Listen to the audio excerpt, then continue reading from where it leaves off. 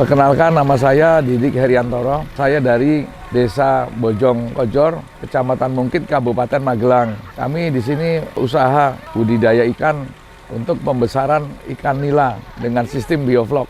Latar belakang dari kami berusaha ikan itu karena dari cara pandang saya melihat ke depannya kita itu butuh sekali untuk pangan ya. Selama ini harga ikan mahal. Nah, selama ini kita sebagai negara agraris maupun maritim mencari ikan itu juga sulit dan mahal. Nah, ini bagaimana dengan caranya dengan kelompok tani yang kita bangun ini, kelompok perikanan yang kita buat ini bisa membuat ikan menjadi harganya lebih terjangkau dan mudah pemeliharaannya. Kalau menurut saya mahal itu kan karena alasannya yang saya analisa itu dari masalah harga pakan ya. Nah, harga pakan itu selalu tidak menjangkau oleh kemampuan petani ya. Dalam hal ini harga pakan yang cocok, yang berkualitas untuk ikan. Jadi itu harga pakan yang jadi permasalahan utama. Dengan sistem bioflok ini bisa meningkatkan efisiensi pakan sampai dengan 30%. Nah, kita ciptakan pakan sendiri ya, dari rekayasa air, rekayasa lingkungan, rekayasa air terutama. Memang biar harganya bisa terjangkau, pemeliharaannya juga bisa dilakukan oleh para petani, ya kita mulai dari yang kecil dulu ya, dari mungkin paling tidak 5 kolam dulu, tapi dengan sistem yang baik ya. 5 kolam setelah berhasil kita tingkatkan lagi menjadi 8 kolam, kemudian jadi 12 kolam dan seterusnya, harus pelan-pelan. Karena ini sekali lagi sistem bioflok itu adalah sistem perikanan yang kita utamakan dengan rekayasa air.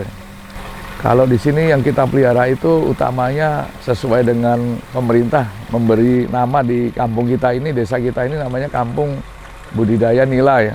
Ya sudah ditetapkan oleh dari kementerian, kemudian dari Dinas Perikanan Magelang juga ditetapkan di sini budidaya nila. Jadi kita mayoritas di sini kita utamakan untuk pembesaran ikan nila.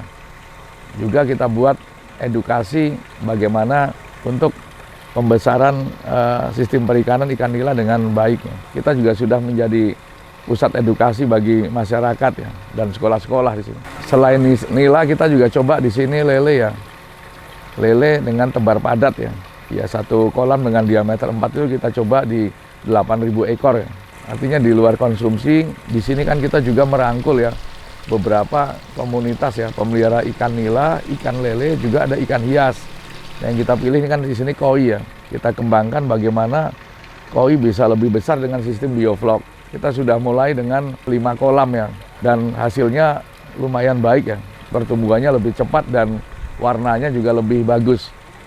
Kalau tipsnya, yang pertama kita lihat ya, bahwa bioflok sistem modern, rekayasa air, bukan sistem konvensional. Ya, kita melihat dulu dari hasil bioflok itu efisiensinya tinggi, sehingga menghasilkan keuntungan yang jauh lebih besar dibanding yang kolam konvensional. Terus kemudian ikannya sehat, karena airnya steril, kita buat higienis, jadi tidak tercemar. Dari itu ikan menjadi lebih sehat. Yang makan ikan, mengkonsumsi ikan menjadi lebih sehat. Dengan sistem bioflok itu, bisnis ikan yang menjanjikan.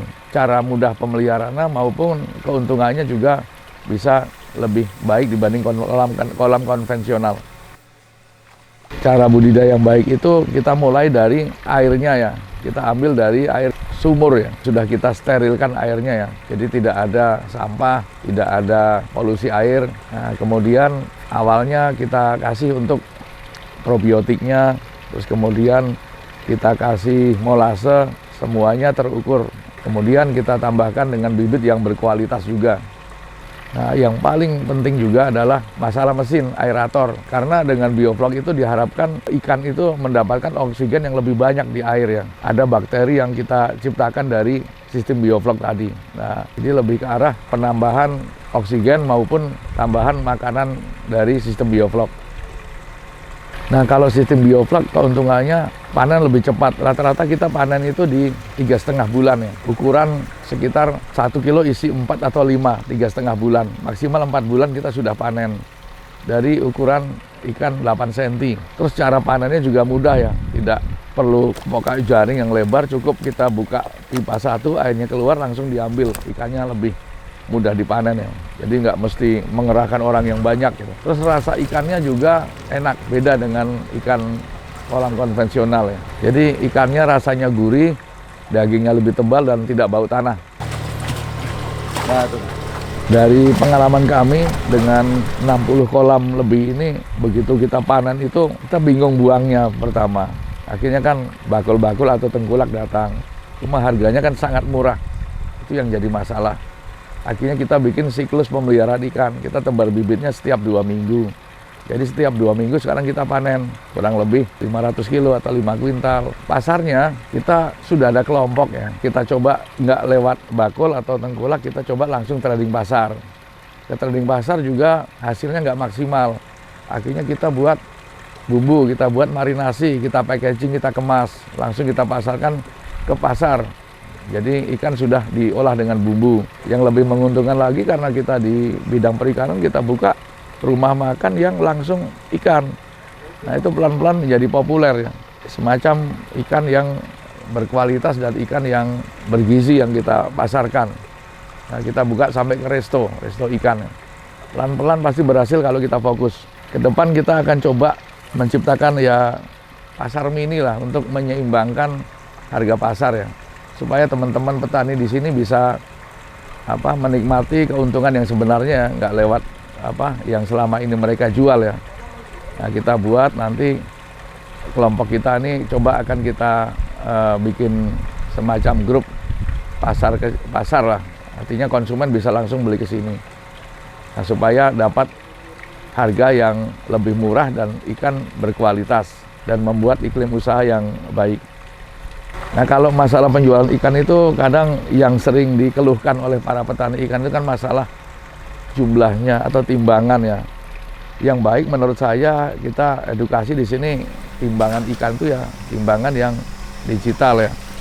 Ya karena jangan sampai petani sudah susah melihara ikan, siang malam memelihara ikan, tapi begitu menjual menjadi problem.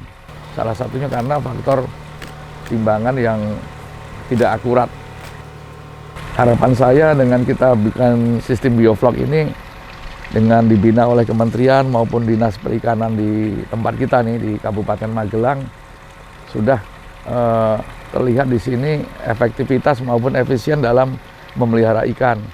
Nah kita yang saya harapkan teman-teman kelompok bisa menularkan ya, bisa membuat model perikanan seperti ini ya dengan baik ya. Nah hal ini nanti akan menjadi ketahanan pangan ya di daerah kita ya.